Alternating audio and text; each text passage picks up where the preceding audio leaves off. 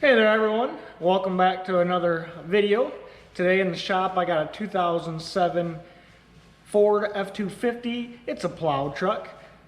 Customer's concern is no crank, no start. So before we dig into scanners and that type of stuff, we're going to do some checks down at the starter just to verify everything is there that needs to be there. And if we don't have something, then we'll pull out the scanner and go from there. So stick with me and we'll show you how to diagnose this.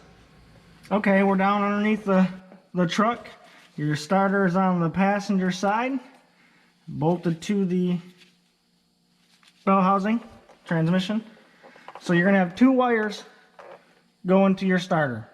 One is a large one, one is a smaller one. The large one is battery voltage. It comes straight from the battery, so you should have battery voltage on that at all times.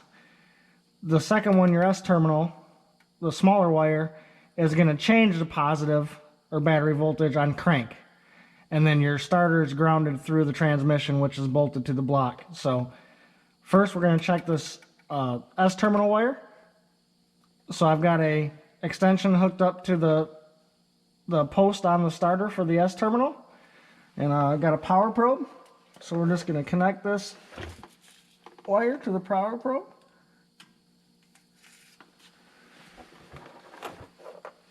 And you can see we got a green light here, and it's displaying 0, 0.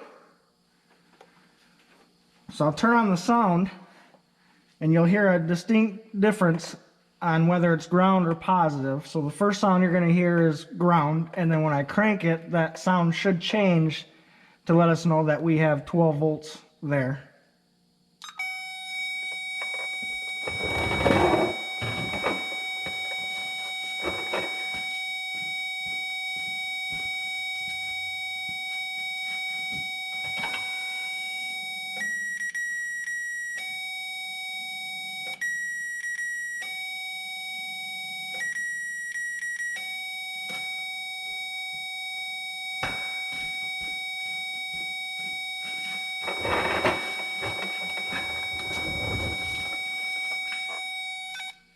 Okay, that change in sound lets me know that we are getting 12 volts there, or at least 12 volts there.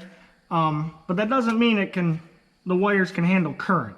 So next we'll hook up a test light to that terminal and use it for power, and then I'll supply ground, and hopefully when I crank it, then we should light up the test light. So let's hook that up.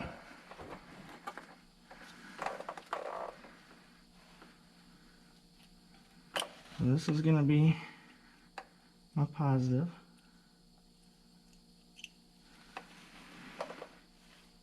This is going to be my ground. I'm going to supply ground.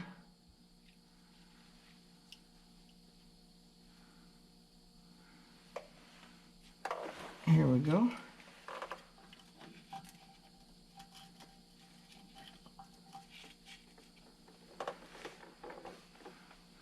Now we should see this test light right here light up when I crank it. That's what should happen. Oops. Bring that back up here. Trying to get so you guys can see it. There we go. Let me crank it over and see if that light bulb lights up.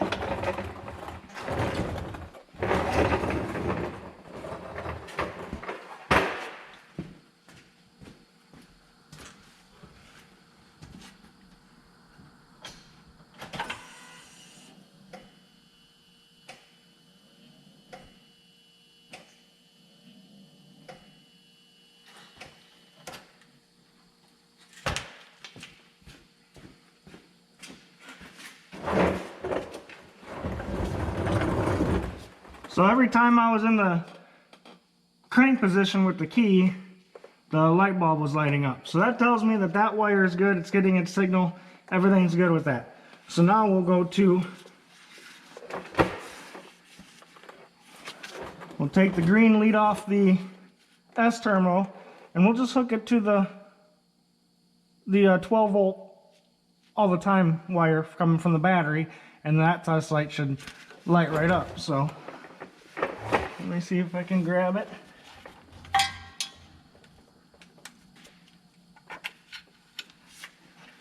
There we go.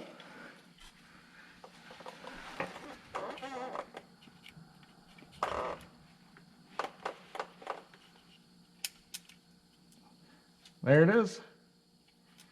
So that tells me that that's getting 12 volts there too and can draw a current because it's lighting up the test light. So the last thing we got to check is the ground. Now what I'm going to do is swap these around. Try hooking this to the... Try to get a good ground here on this bolt. Might be hard to do. So now we're going to use this as ground. We can check it with the power probe too.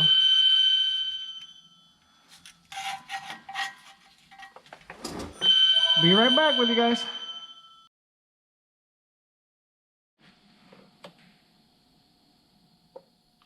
Alright, I'm back. Just had to answer the phone.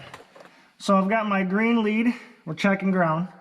I've got my green lead hooked up to the bolt that goes through the ear of the starter and then through the bell housing. So we'll check, see if our power probe says we have ground. And it does. So then we'll test it with the test light. We'll use this as the ground. And then I'll supply power with the power probe.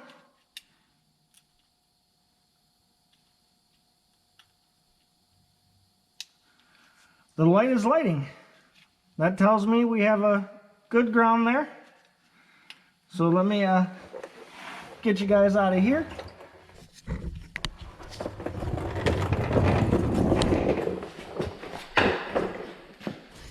Okay. So having power's when we need it, ground's good, everything's doing what it's supposed to down there. That tells me the starter is faulty. I don't even need to get the scanner out and go in to make sure the computer is getting the request and everything. I've got everything down there. The only thing it can be is a starter. So we'll get a starter, put it on there. The truck, new starter's installed. Pretty simple. Bolt right here, there's a bolt right here, and then there's a bolt pretty much on top. You're going to need the right extension length and then slip through behind the starter to get the one up top. This big wire's a 13 millimeter. That's a 10 millimeter, the small one. Take those off.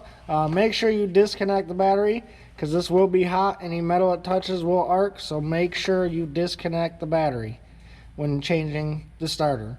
So I just wanted to bring it along. We're gonna start it up for the first time. Let me get you out of here.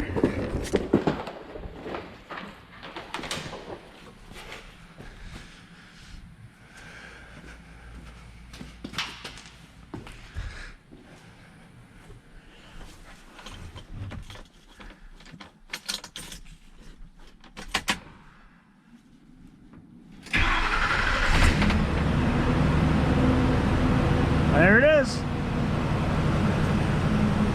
Fired right up.